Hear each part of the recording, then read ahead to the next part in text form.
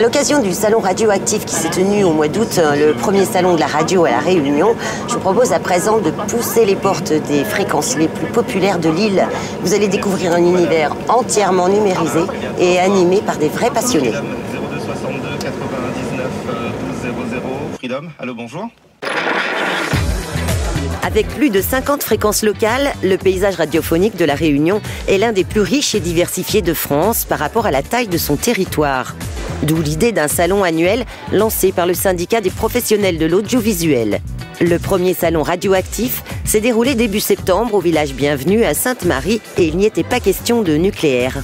C'est le média leader à La Réunion au niveau de son évolution et je pense que de faire rencontrer toutes les radios de La Réunion, les radios de l'océan Indien, c'est une bonne chose, de pouvoir échanger, partager, débattre et ensuite appréhender aussi la nouvelle radio de demain, c'est-à-dire la radio numérique, toutes les évolutions technologiques dans ce monde et de pouvoir écouter des conférenciers de qualité. C'est pour ça que c'est radioactif.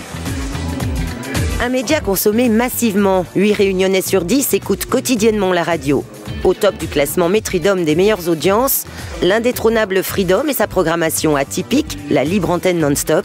Juste derrière elle, la radio musicale Exo FM. Et enfin, Énergie, la radio des jeunes, en 3e position. On fait à peu près 3500 interviews sur 36 semaines. Donc chaque jour, on a une bonne vingtaine d'interviews qui sont faites sur La Réunion. Et on sort ce qu'on appelle des vagues de résultats, janvier-juin et septembre-novembre ou septembre-décembre, où on va avoir un état de l'ensemble de l'audience radio sur une journée en moyenne pour l'ensemble des stations de La Réunion. Et en gros, on écoute la radio une demi-heure de plus sur La Réunion qu'en métropole. On va dire à peu près à 3h30 contre 3h. Alors il y a une grosse différence aussi, c'est qu'on est quand même sur une structure de population plus jeune. Donc évidemment, ça peut avoir un impact sur le poids de certaines stations musicales, sur le fait qu'on écoute la radio peut-être un peu plus dans l'ensemble de la journée que le matin, etc. Mardi 2 septembre, ça se passe au village Bienvenue de Sainte-Marie. Et on vous dit bienvenue à tous, ceux qui nous rejoignaient. Parmi ces jeunes, les élèves de la première école réunionnaise de la radio, le Studec, ouvert à Saint-Denis il y a 2 ans. Première promotion cette année, 80% des étudiants sont déjà insérés sur le marché de l'emploi à 2 mois du diplôme. Une école qui a su intégrer le virage numérique.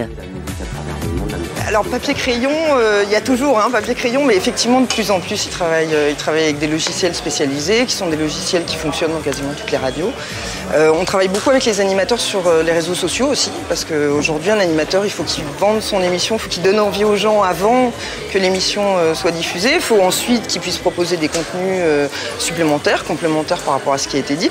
Donc finalement il y a plein comme ça de cours qui sont effectivement très axés sur de la technique, sur des logiciels. Ça peut être des logiciels de montage, c'est des logiciels de programmation, c'est des logiciels de traitement de texte un peu particuliers adaptés pour les rédacteurs, pour les rédactions. Donc oui, il y a beaucoup comme ça de modules qui sont effectivement plus techniques et c'est une des découvertes en fait pour les nouveaux étudiants parce qu'en général ils s'y attendent pas.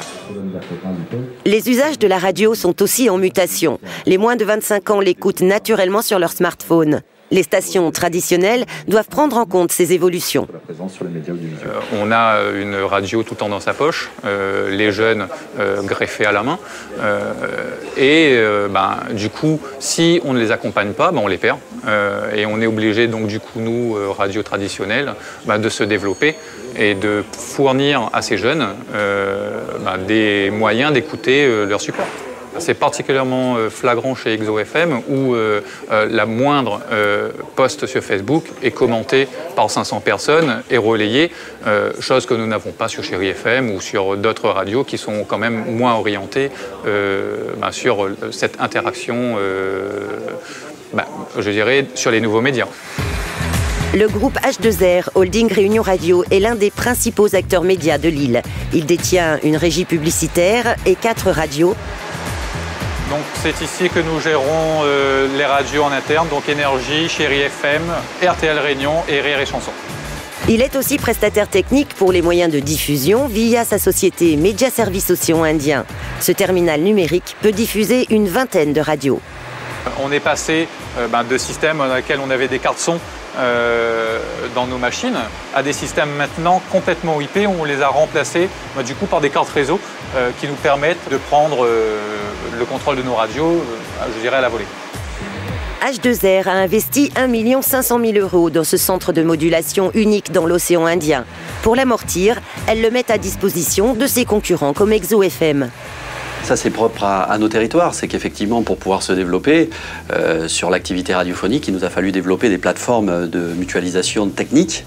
Et ces plateformes travaillent à la fois pour nos supports, mais travaillent effectivement pour nos concurrents aujourd'hui sur la place. On parle avec Bailando sur la première radio musicale à l'île de la Réunion et Exo FM. Travaille pour les 2 régies qui sont concurrentes, travaille également pour des radios à Mayotte. C'est un autre métier, mais ce métier est vital dans le cadre de notre développement. Et aujourd'hui, nos savoir-faire en termes de numérisation permettent effectivement de fournir des prestations à l'ensemble du marché. La mutualisation, en tout cas des systèmes, elle est vitale pour nous. Pour une simple et bonne raison, et c'est vite fait de le comprendre, c'est que le revenu publicitaire par habitant à La Réunion est 2 fois inférieur à la métropole et le nombre de médias est grosso modo 2 fois supérieur.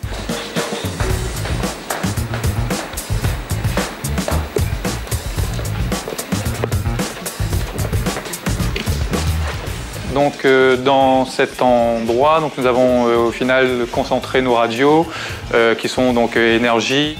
Extrait du 5e album studio des Maroon 5, à l'instant c'était Maps sur Énergie Réunion. Chérie FM ici, par là RTL et enfin Rire et Chanson. Des studios pour la plupart souvent vides, tout est programmé. Pour les 4 stations du groupe, une seule journaliste prépare et présente les tranches infos en direct sur chacune des fréquences à des horaires différents. Je cours vraiment entre les studios en fait, c'est vraiment ça. C'est l'avantage de travailler sur un espace comme ici où toutes les stations sont sur une même plateforme en fait. Ce qui fait qu'on peut interagir sur toutes les antennes quasiment en même temps. Il suffit d'ouvrir une porte. Donc par exemple si je prends l'après-midi, à partir du moment où je commence à présenter les journaux, donc la première édition c'est 17h, c'est sur Chérie FM, à 17h30 c'est Énergie, à 18h c'est RTL Réunion, à 18h30 c'est Rire et Chanson. Donc techniquement je peux tout faire en même temps, il suffit juste de changer de porte. Grâce au numérique, la diffusion radio s'est affranchie des distances. Avec un tel serveur et grâce au câble Lion 2, un câble optique à très haut débit qui relie Mayotte au continent africain et à La Réunion, le groupe H2R peut envisager un nouveau genre de coopération régionale, la prestation de services techniques à distance plutôt que l'implantation physique dans les pays de la zone.